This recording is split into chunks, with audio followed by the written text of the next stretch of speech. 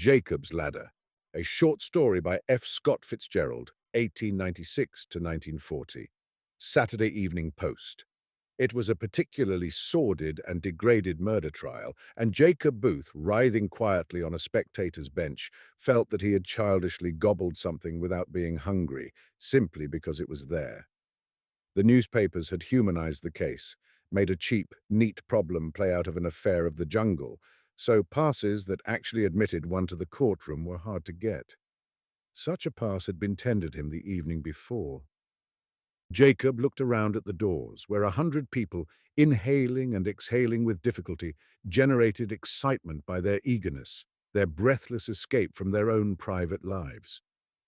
The day was hot and there was sweat upon the crowd, obvious sweat in large, dewy beads that would shake off on Jacob if he fought his way through to the doors. Someone behind him guessed that the jury wouldn't be out half an hour.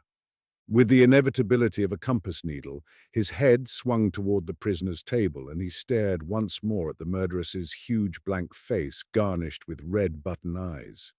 She was Mrs. Choinsky, née Delehanty, and fate had ordained that she should one day seize a meat axe and divide her sailor lover.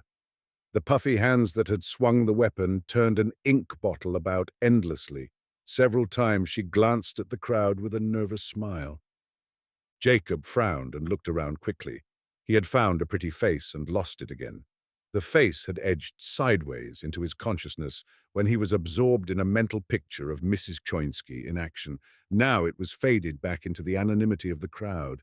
It was the face of a dark saint with tender, luminous eyes and a skin pale and fair. Twice he searched the room, then he forgot and sat stiffly and uncomfortably, waiting. The jury brought in a verdict of murder in the first degree. Mrs. Choinsky squeaked, "Oh, my God!" The sentence was postponed until next day. With a slow, rhythmic roll, the crowd pushed out into the August afternoon. Jacob saw the face again, realizing why he hadn't seen it before.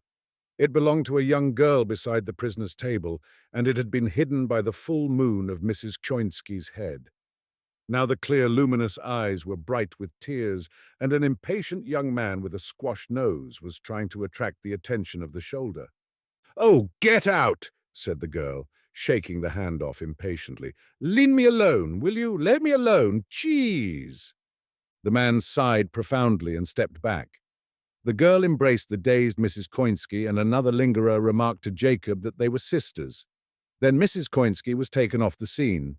Her expression absurdly implied an important appointment, and the girl sat down at the desk and began to powder her face. Jacob waited. So did the young man with the squashed nose. The sergeant came up brusquely, and Jacob gave him $5. "Jeez!" cried the girl to the young man. "Can't you let me alone?" She stood up. Her presence, the obscure vibrations of her impatience, filled the courtroom. "Every day, it's the same." Jacob moved nearer. The other man spoke to her rapidly. "Miss Delehanty, we've been more than liberal with you and your sister, and I'm only asking you to carry out your share of the contract. Our paper goes to press at dash. Miss Delehanty turned despairingly to Jacob. "Can you beat it?" she demanded. "Now he wants a picture of my sister when she was a baby, and it's got my mother in it too. We'll take your mother out. I want my mother, though. It's the only one I got of her. I'll promise to give you the picture back tomorrow. Oh, I'm sick of the whole thing." Again she was speaking to Jacob, but without seeing him except as some element of the vague, omnipresent public. "It gives me a pain in the eye." She made a clicking sound in her teeth that comprised the essence of all human scorn. "I have a car outside, Miss Delehanty," said Jacob suddenly.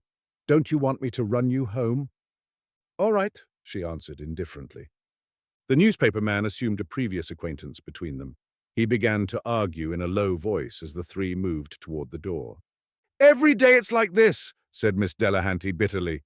"These newspaper guys." Outside, Jacob signaled for his car, and as it drove up, large, open and bright, and the chauffeur jumped out and opened the door. The reporter, on the verge of tears, saw the picture slipping away and launched into a peroration of pleading. "Go jump in the river," said Miss Delehanty, sitting in Jacob's car. "Go jump in the river." The extraordinary force of her advice was such that Jacob regretted the limitations of her vocabulary. Not only did it evoke an image of the unhappy journalist hurling himself into the Hudson, but it convinced Jacob that it was the only fitting and adequate way of disposing of the man.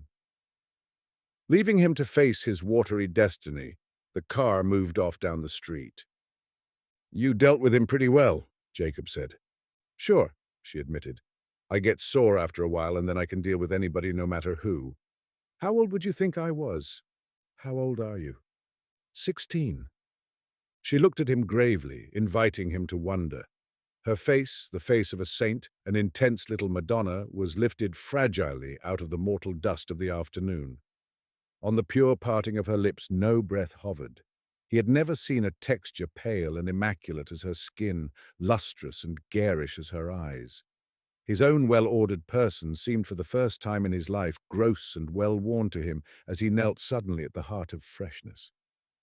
"Where do you live?" he asked. The Bronx, perhaps Yonkers, Albany, Baffin's Bay. They could curve over the top of the world, drive on forever. Then she spoke, and as the towed words vibrated with life in her voice, the moment passed. "Is 132, stayin' with a girlfriend there." They were waiting for a traffic light to change, and she exchanged a haughty glance with a flushed man peering from a flanking taxi. The man took off his hat hilariously. "Somebody's stenog!" he cried. "And oh, what a stenog!" An arm and hand appeared in the taxi window and pulled him back into the darkness of the cab. Miss Delehanty turned to Jacob, a frown, the shadow of a hair in breadth appearing between her eyes. "A lot of 'em know me," she said.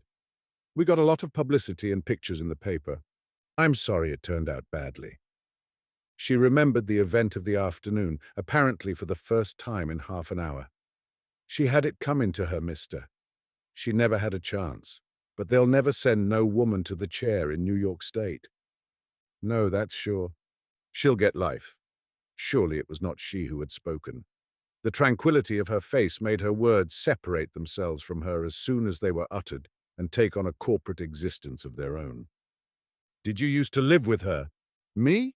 Say, read the papers. I didn't even know she was my sister till they come and told me. I hadn't seen her since I was a baby." She pointed suddenly at one of the world's largest department stores. "There's where I work. Back to the old pick and shovel day after tomorrow." "It's going to be a hot night," said Jacob. "Why don't we ride out into the country and have dinner?" She looked at him. His eyes were polite and kind. "All right," she said. Jacob was 33. Once he had possessed a tenor voice with destiny in it, but laryngitis had despoiled him of it in one feverish week 10 years before. In despair that concealed not a little relief, he bought a plantation in Florida and spent 5 years turning it into a golf course. When the land boom came in 1924, he sold his real estate for $800,000.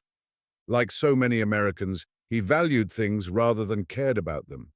His apathy was neither fear of life nor was it an affectation. It was the racial violence grown tired. It was a humorous apathy.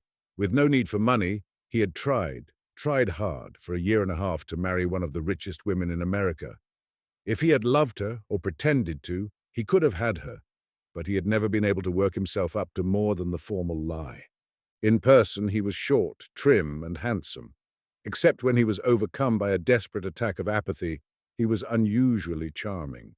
He went with a crowd of men who were sure that they were the best of New York and had by far the best time. During a desperate attack of apathy, he was like a gruff white bird, ruffled and annoyed, and disliking mankind with all his heart. He liked mankind that night under the summer moonshine of the Borghese Gardens. The moon was a radiant egg, smooth and bright as Jenny Delehanty's face across the table. A salt wind blew in over the big estates, collecting flower scents from their gardens and bearing them to the roadhouse lawn. The waiters hopped here and there like pixies through the hot night, their black backs disappearing into the gloom, their white shirt fronts gleaming startlingly out of an unfamiliar patch of darkness. They drank a bottle of champagne, and he told Jenny Delehanty a story. "You are the most beautiful thing I have ever seen," he said, But as it happens, you are not my type, and I have no designs on you at all. Nevertheless, you can't go back to that store. Tomorrow, I'm going to arrange a meeting between you and Billy Farrelly, who's directing a picture on Long Island. Whether he'll see how beautiful you are, I don't know, because I've never introduced anybody to him before." There was no shadow, no ripple of a change in her expression, but there was irony in her eyes. Things like that had been said to her before, but the movie director was never available next day. Or else she had been tactful enough not to remind men of what they had promised last night. "Not only are you beautiful," continued Jacob, "but you are somehow on the grand scale. Everything you do, yes, like reaching for that glass, or pretending to be self-conscious, or pretending to despair of me, gets across. If somebody's smart enough to see it, you might be something of an actress." "I like Norma Shearer the best, do you?" Driving homeward through the soft night, she put up her face quietly to be kissed. Holding her in the hollow of his arm, Jacob rubbed his cheek against her cheek's softness, and then looked down at her for a long moment. "Such a lovely child," he said gravely. She smiled back at him. Her hands played conventionally with the lapels of his coat. "I had a wonderful time," she whispered. "Geez, I hope I never have to go to court again." "I hope you don't." "Aren't you going to kiss me goodnight?" "This is Great Neck," he said, "that we're passing through. A lot of moving picture stars live here. You're a card, handsome." "Why?" She shook her head from side to side and smiled. "You're a card." She saw then that he was a type with which she was not acquainted.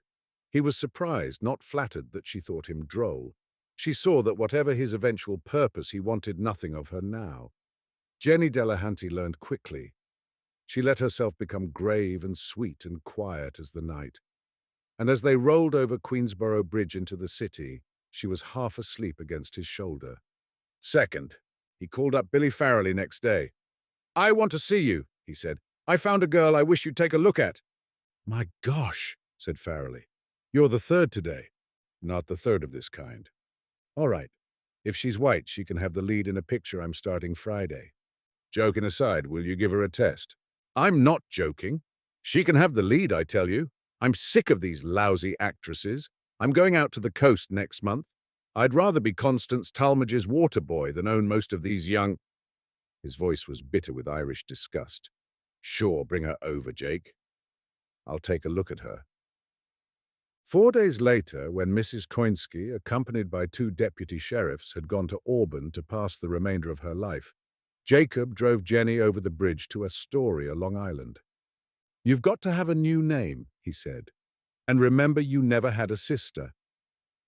"I thought of that," she answered. "I thought of a name too, Tootsie Defoe." "That's rotten," he laughed. "Just rotten. Well, you think of one if you're so smart. How about Jenny? Jenny, oh, anything, Jenny Prince." "All right, handsome." Jenny Prince walked up the steps of the motion picture studio, and Billy Farrelly, in a bitter Irish humor in contempt for himself and his profession, engaged her for one of the 3 leads in his picture. "They're all the same," he said to Jacob. "Shucks! Pick 'em up out of the gutter today, and they want gold plates tomorrow.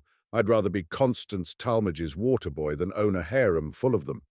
"Do you like this girl?" "She's all right. She's got a good-side face. But they're all the same." Jacob bought Jenny Prince an evening dress for $180 and took her to the Lido that night. He was pleased with himself and excited. They both laughed a lot and were happy. "Can you believe you're in the movies?" he demanded.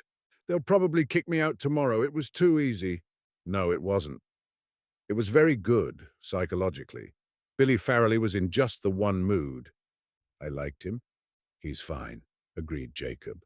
But he was reminded that already another man was helping to open doors for her success. "He's a wild Irishman. Look out for him." "I know. You can tell when a guy wants to make you." "What?" "I don't mean he wanted to make me handsome. But he's got that look about him, if you know what I mean." She distorted her lovely face with a wise smile. "He likes 'em. You could tell that this afternoon." They drank a bottle of charged and very alcoholic grape juice. Presently, the head waiter came over to their table. "This is Miss Jenny Prince," said Jacob. "You'll see a lot of her, Lorenzo, because she's just signed a big contract with the pictures.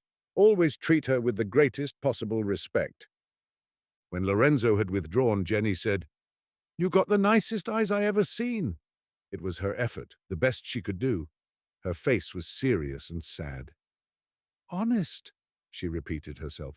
"The nicest eyes I ever seen. Any girl would be glad to have eyes like yours." He laughed, but he was touched. His hand covered her arm lightly. "Be good," he said. "Work hard and I'll be so proud of you, and we'll have some good times together." "I always have a good time with you." Her eyes were full on in his, held there like hands. Her voice was clear and dry.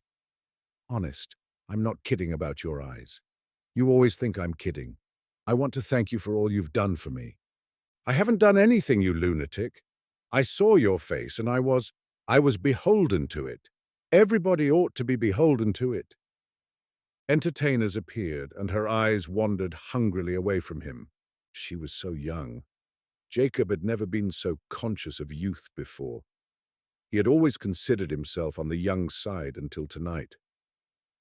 Afterward, in the dark cave of the taxicab, fragrant with the perfume he had bought for her that day, Jenny came close to him, clung to him.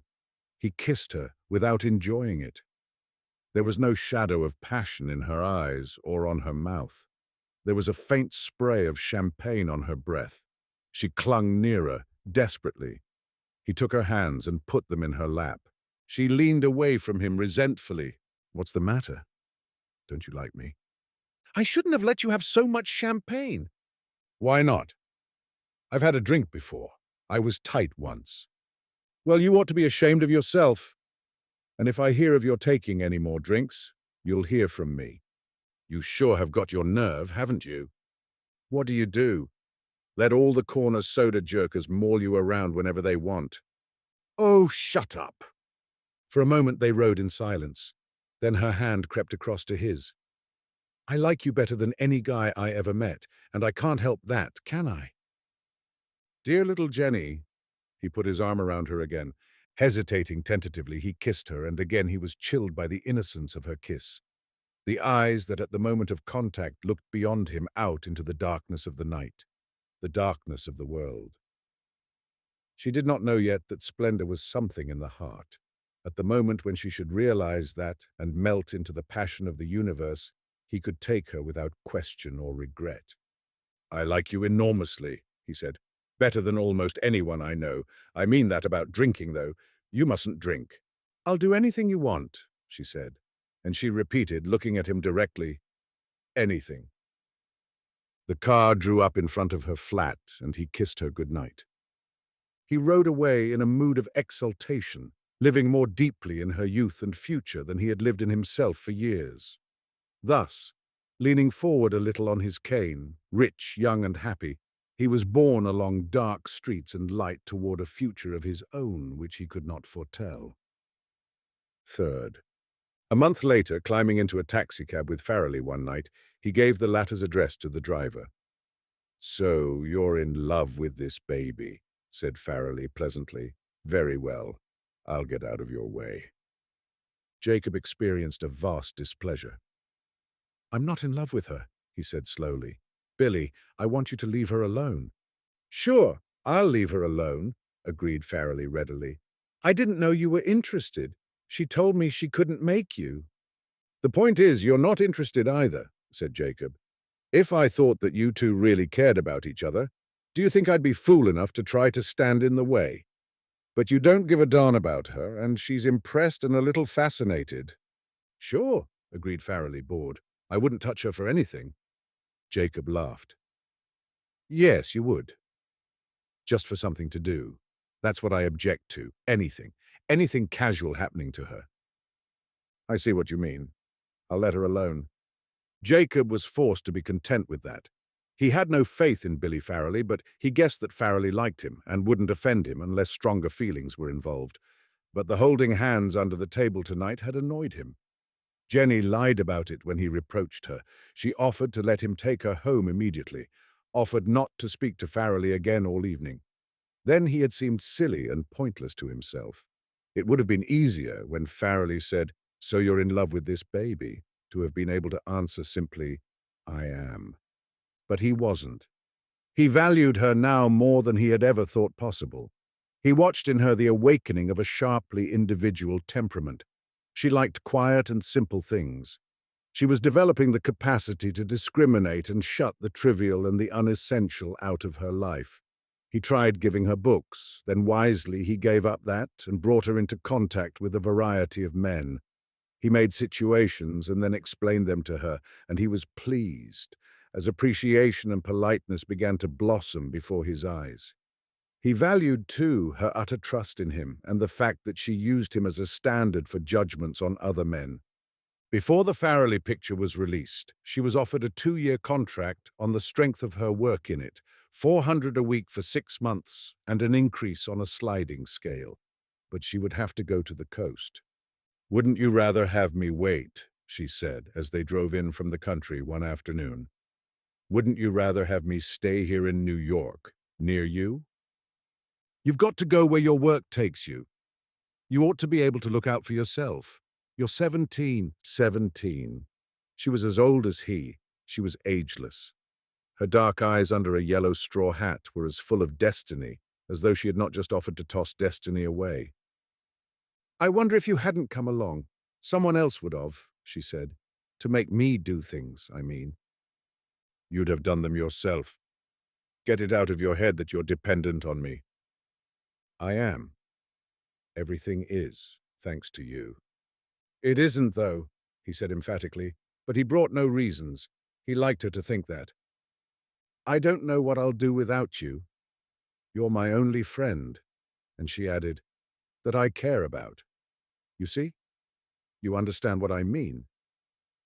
He laughed at her, enjoying the birth of her egotism implied in her right to be understood. She was lovelier that afternoon than he had ever seen her, delicate, resonant, and for him, undesirable. But sometimes he wondered if that sexlessness wasn't for him alone, wasn't a side that perhaps purposely she turned toward him. She was happiest of all with younger men, though she pretended to despise them. Billy Farrelly, obligingly and somewhat to her mild chagrin, had left her alone. "When will you come out to Hollywood?" "Soon," he promised. "And you'll be coming back to New York?" She began to cry. "Oh, I'll miss you so much. I'll miss you so much." Large tears of distress ran down her warm ivory cheeks. "Oh, geez," she cried softly. "You've been good to me. Where's your hand? Where's your hand? You've been the best friend anybody ever had. Where am I ever going to find a friend like you?" She was acting now, but a lump arose in his throat, and for a moment a wild idea ran back and forth in his mind like a blind man knocking over its solid furniture. To marry her. He had only to make the suggestion, he knew, and she would become close to him and know no one else because he would understand her forever. Next day, in the station, she was pleased with her flowers, her compartment, with the prospect of a longer trip than she had ever taken before. When she kissed him goodbye, her deep eyes came close to his again, and she pressed against him as if in protest against the separation. Again she cried, but he knew that behind her tears lay the happiness of adventure in new fields. As he walked out of the station, New York was curiously empty. Through her eyes, he had seen old colors once more. Now they had faded back into the gray tapestry of the past. The next day, he went to an office high in a building on Park Avenue and talked to a famous specialist he had not visited for a decade. "I want you to examine the larynx again," he said. "There's not much hope, but something might have changed the situation." He swallowed a complicated system of mirrors. He breathed in and out, made high and low sounds, coughed at a word of command. The specialist fussed and touched. Then he sat back and took out his eyeglass. "There's no change," he said. "The cords are not diseased. They're simply worn out. It isn't anything that can be treated." "I thought so," said Jacob humbly, as if he had been guilty of an impertinence. "That's practically what you told me before. I wasn't sure how permanent it was." He had lost something when he came out of the building on Park Avenue, a half-hope, the love child of a wish that someday. "New York desolate," he wired her. "The nightclub's all closed. Black wreaths on the statue of civic virtue. Please work hard and be remarkably happy." "Dear Jacob," she wired back, "miss you so. You are the nicest man that ever lived, and I mean it, dear. Please don't forget me. Love from Jenny." Winter came. The picture Jenny had made in the East was released, together with preliminary interviews and articles in the fan magazines.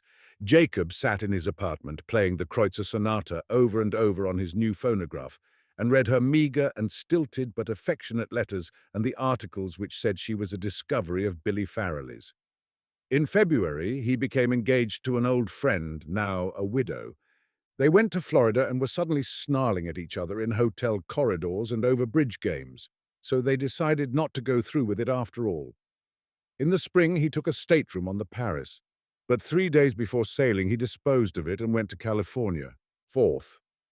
Jenny met him at the station, kissed him and clung to his arm in the car all the way to the Ambassador Hotel. "Well, the man came," she cried. "I never thought I'd get him to come. I never did." Her accent betrayed an effort at control, the emphatic G's. With all the wonder, horror, disgust, or admiration she could put in, it was gone, but there was no mild substitute, no swell or grand. If her mood required expletives outside her repertoire, she kept silent. But at 17, months are years, and Jacob perceived a change in her. In no sense was she a child any longer. There were fixed things in her mind, not distractions, for she was instinctively too polite for that, but simply things there.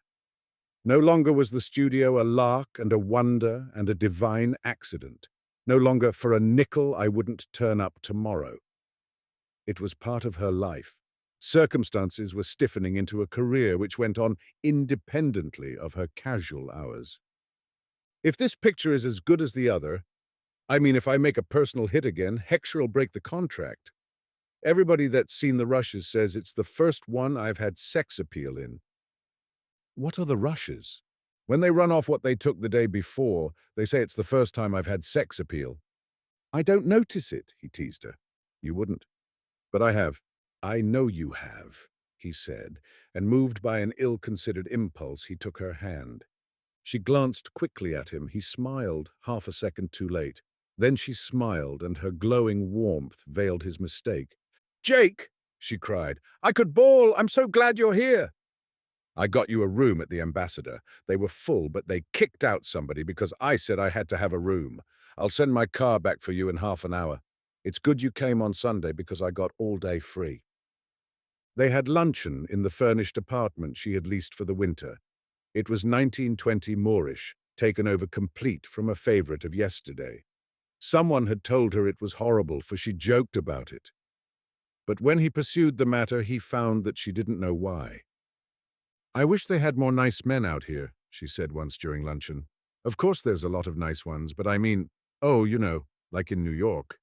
Men that know even more than a girl does, like you." After luncheon, he learned that they were going to tea. "Not today," he objected. "I want to see you alone." "All right," she agreed doubtfully. "I suppose I could telephone." I thought, it's a lady that writes for a lot of newspapers and I've never been asked there before. Still, if you don't want to. Her face had fallen a little, and Jacob assured her that he couldn't be more willing. Gradually, he found that they were going not to one party, but to 3. "In my position, it's sort of the thing to do," she explained. "Otherwise, you don't see anybody except the people on your own lot, and that's narrow." He smiled. "Well, anyhow," she finished. "Anyhow, you smart Alec, that's what everybody does on Sunday afternoon." At the first tea, Jacob noticed that there was an enormous preponderance of women over men and of supernumeraries, lady journalists, cameramen's daughters, cutters' wives, over people of importance. A young Latin named Ruffino appeared for a brief moment, spoke to Jenny and departed. Several stars passed through, asking about children's health with a domesticity that was somewhat overpowering. Another group of celebrities posed immobile, statue-like, in a corner. There was a somewhat inebriated and very much excited author apparently trying to make engagements with one girl after another. As the afternoon waned, More people were suddenly a little tight. The communal voice was higher in pitch and greater in volume as Jacob and Jenny went out the door. At the second tea, young Ruffino, he was an actor, one of innumerable hopeful Valentinos, appeared again for a minute, talked to Jenny a little longer, a little more attentively this time, and went out. Jacob gathered that this party was not considered to have quite the swagger of the other. There was a bigger crowd around the cocktail table. There was more sitting down. Jenny, he saw, drank only lemonade. He was surprised and pleased at her distinction and good manners. She talked to one person, never to everyone within hearing. Then she listened, without finding it necessary to shift her eyes about. Deliberate or not on her part, he noticed that at both teas she was sooner or later talking to the guest of most consequence. Her seriousness, her air of saying, "This is my opportunity of learning something," beckoned their egotism imperatively near. When they left to drive to the last party, a buffet supper, it was dark and the electric legends of hopeful real estate brokers were gleaming to some vague purpose on Beverly Hills. Outside Grauman's theater, a crowd was already gathered in the thin, warm rain. "Look! Look!" she cried. It was the picture she had finished a month before. They slid out of the thin Rialto of Hollywood Boulevard and into the deep gloom of a side street. He put his arm about her and kissed her. "Dear Jake." She smiled up at him. "Jenny, you're so lovely. I didn't know you were so lovely." She looked straight ahead, her face mild and quiet. A wave of annoyance passed over him, and he pulled her toward him urgently, just as the car stopped at a lighted door. They went into a bungalow crowded with people and smoke. The impetus of the formality which had begun the afternoon was long exhausted. Everything had become at once vague and strident. "This is Hollywood," explained an alert, talkative lady who had been in his vicinity all day. "No airs on Sunday afternoon." She indicated the hostess. "Just a plain, simple, sweet girl." She raised her voice. "Isn't that so, darling? Just a plain, simple, sweet girl?" The hostess said, "Yeah." "Who is?" And Jacob's informant lowered her voice again. "But that little girl of yours is the wisest one of the lot."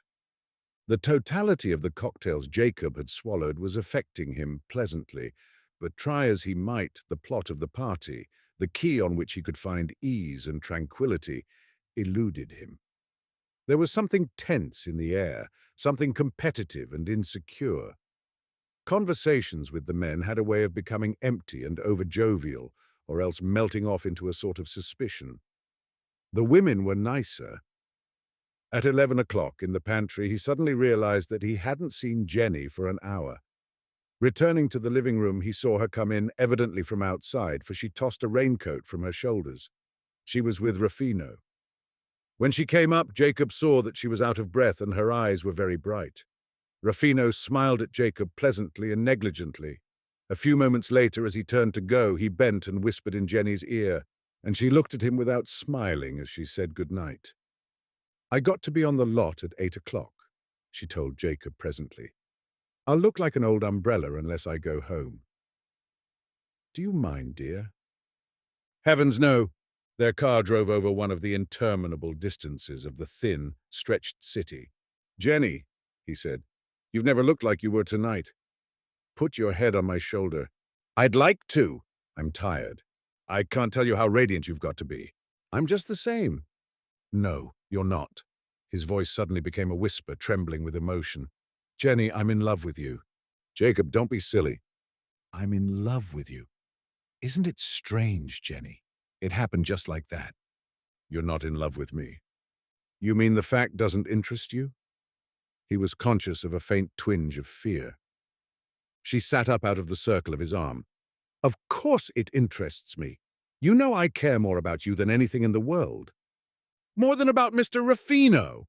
"Oh my gosh," she protested scornfully. "Ruffino's nothing but a baby." "I love you, Jenny." "No, you don't." He tightened his arm. Was it his imagination, or was there a small instinctive resistance in her body? But she came close to him and he kissed her. "You know that's crazy about Ruffino. I suppose I'm jealous." Feeling insistent and unattractive, he released her. But the twinge of fear had become an ache. Though he knew that she was tired and that she felt strange at this new mood in him, he was unable to let the matter alone. I didn't realize how much a part of my life you were. I didn't know what it was I missed, but I know now. I wanted you near. Well, here I am. He took her words as an invitation, but this time she relaxed wearily in his arms. He held her thus for the rest of the way, her eyes closed, her short hair falling straight back like a girl drowned. "The car'll take you to the hotel," she said when they reached the apartment. "Remember, you're having lunch with me at the studio tomorrow." Suddenly, they were in a discussion that was almost an argument as to whether it was too late for him to come in. Neither could yet appreciate the change that his declaration had made in the other. Abruptly, they had become like different people, as Jacob tried desperately to turn back the clock to that night in New York 6 months before, and Jenny watched this mood, which was more than jealousy and less than love, snow under, one by one, the qualities of consideration and understanding which she knew in him and with which she felt at home. "But I don't love you like that," she cried. "How can you come to me all at once and ask me to love you like that? You love Ruffino like that? I swear I don't. I never even kissed him, not really." He was a gruff white bird now. He could scarcely credit his own unpleasantness, but something illogical as love itself urged him on. "An actor!" "Oh, Jake," she cried, "please let me go.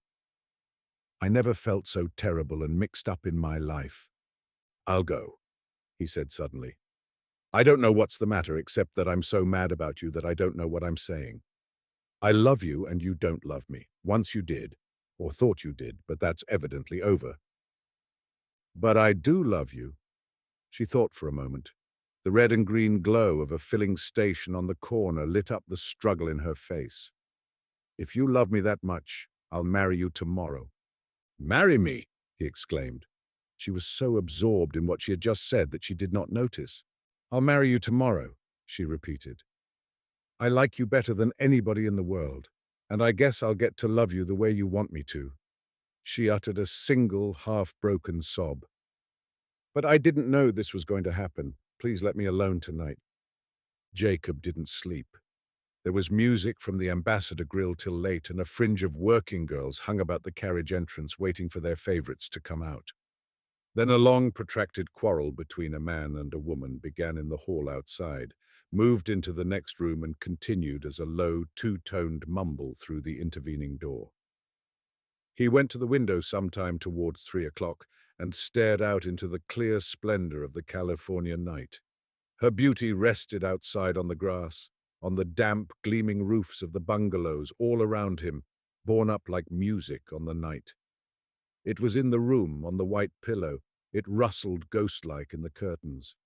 His desire recreated her until she lost all vestiges of the old Jenny, even of the girl who had met him at the train that morning.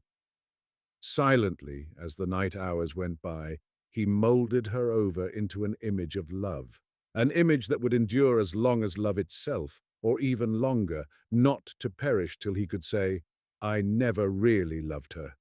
Slowly he created it with this and that illusion from his youth, this and that sad old yearning, until she stood before him identical with her old self only by name.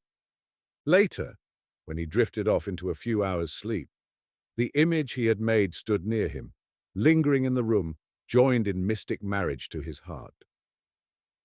"V. I won't marry you unless you love me," he said, driving back from the studio. She waited, her hands folded tranquilly in her lap. "Do you think I'd want you if you were unhappy and unresponsive, Jenny? Knowing all the time you didn't love me?" "I do love you, but not that way." "What's that way?" She hesitated, her eyes were far off. "You don't thrill me, Jake. I don't know, there have been some men that sort of thrilled me when they touched me, dancing or anything. I know it's crazy, but does Ruffino thrill you?" "Sort of, but not so much." "And I don't at all. I just feel comfortable and happy with you." He should have urged her that that was best, but he couldn't say it, whether it was an old truth or an old lie. "Anyhow, I told you I'll marry you.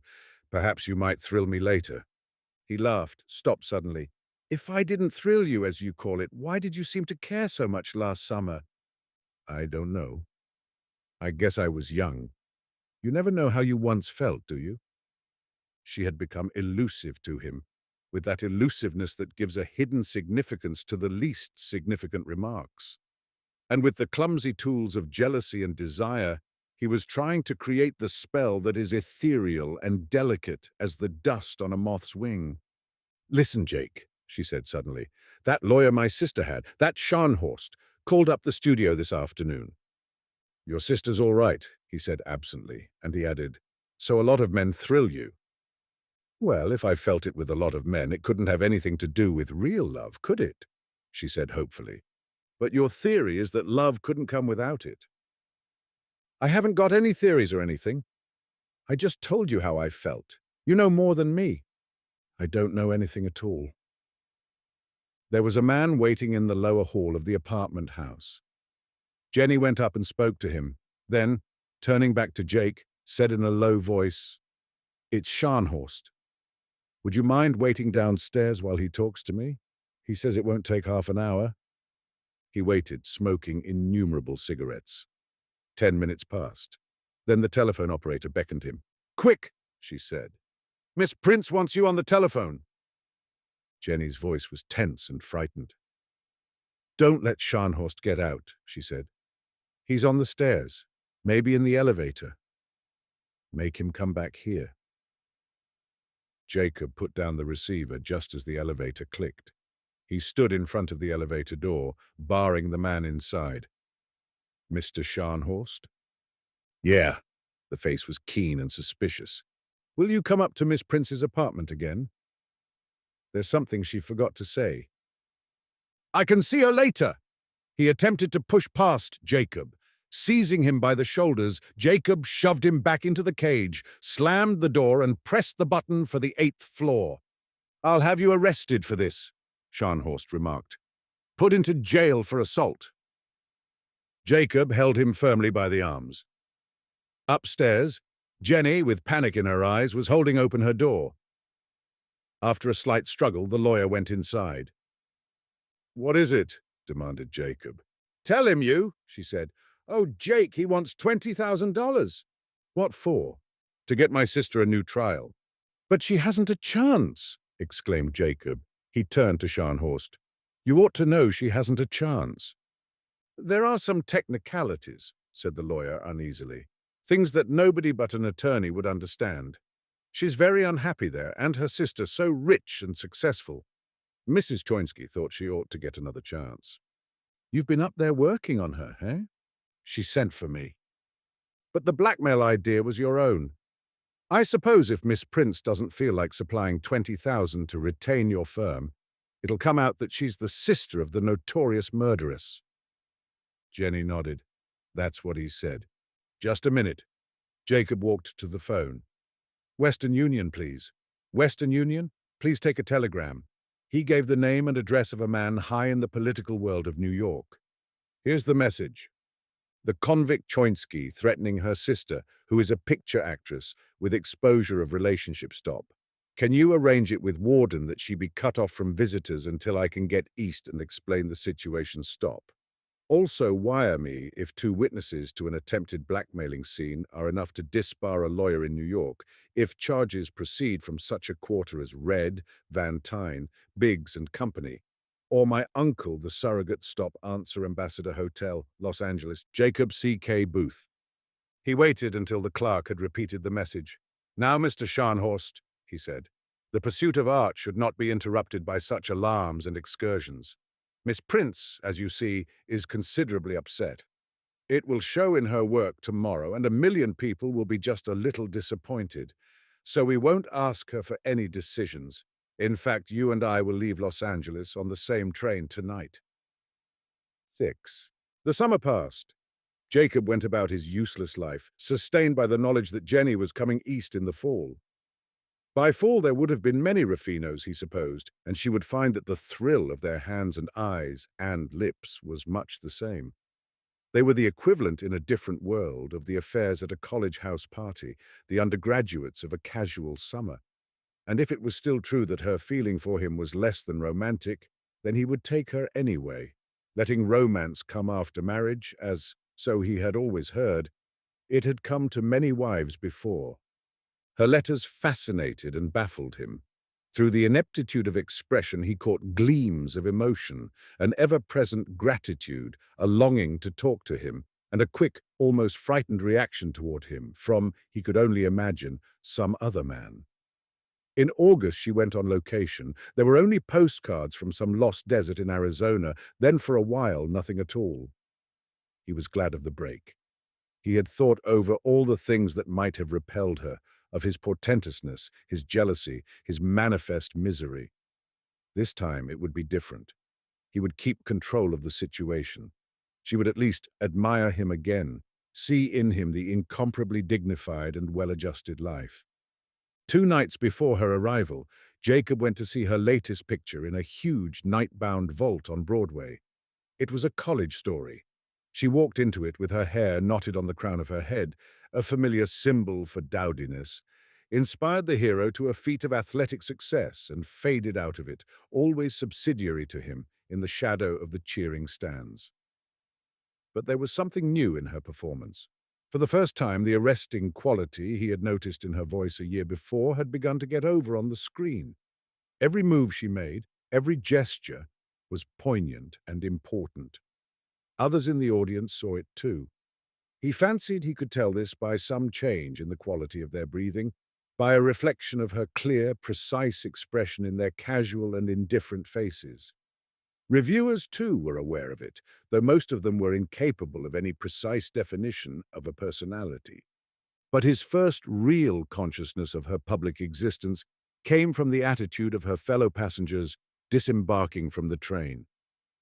Busy as they were with friends or baggage, they found time to stare at her, to call their friends' attention, to repeat her name. She was radiant. A communicative joy flowed from her and around her, as though her perfumer had managed to imprison ecstasy in a bottle. Once again there was a mystical transfusion, and blood began to course again through the hard veins of New York. There was the pleasure of Jacob's chauffeur when she remembered him, the respectful frisking of the bellboys at the plaza, the nervous collapse of the head waiter at the restaurant where they dined. As for Jacob, he had control of himself now. He was gentle, considerate, and polite, as it was natural for him to be, but as in this case, he had found it necessary to plan. His manner promised and outlined an ability to take care of her, a will to be leaned on. After dinner, their corner of the restaurant cleared gradually of the theatre crowd, and the sense of being alone settled over them. Their faces became grave, their voices very quiet. "It's been 5 months since I saw you." He looked down at his hands thoughtfully. "Nothing has changed with me, Jenny. I love you with all my heart. I love your face and your faults and your mind and everything about you. The one thing I want in this world is to make you happy." "I know," she whispered. "Gosh, I know. Whether there's still only affection in your feeling toward me, I don't know. If you'll marry me, I think you'll find that the other things will come, will be there before you know it. And what you called a thrill will seem a joke to you, because life isn't for boys and girls, Jenny, but for men and women." "Jacob," she whispered, "you don't have to tell me." "I know." He raised his eyes for the first time. "What do you mean? You know?" "I get what you mean. Oh, this is terrible. Jacob, listen. I want to tell you. Listen, dear, don't say anything. Don't look at me. Listen, Jacob, I fell in love with a man." "What?" he asked blankly. "I fell in love with somebody. That's what I mean about understanding, about a silly thrill. You mean you're in love with me?" "No." The appalling monosyllable floated between them, danced and vibrated over the table. "No, no, no, no, no." "Oh, this is awful," she cried. "I fell in love with a man I met on location this summer. I didn't mean to.